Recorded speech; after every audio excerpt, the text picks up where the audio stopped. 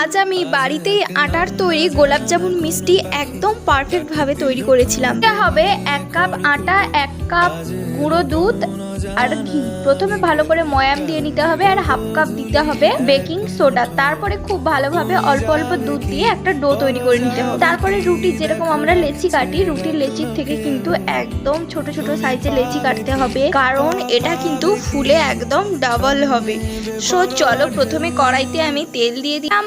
আছে এগুলোকে খুব ভালোভাবে একদম লাল লাল করে ফ্রাই করে নিতে হবে। একটু নাড়াচাড়া করতে হবে যাতে একটার উপর আরেকটা না জুড়ে যায়। ঠিক এইভাবে দেখো ভেজে নিতে হবে। আমার রেসিপি ফলো করলে কিন্তু তোমরা বেস্ট রেজাল্টটাই পাবে।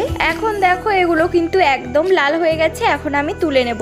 এখন 1 কাপ চিনি আর 2 কাপ জল দিয়ে ভালো করে ফুটে উঠলে আমি গোলাপ জামুনগুলো দিয়ে দেবো আর আধ ঘন্টার জন্য রেস্টে রেখে দেবো। তারপর বের করতে দেখি একদম ডবল হয়ে গেছে। ভালো লাগলে সাবস্ক্রাইব করো।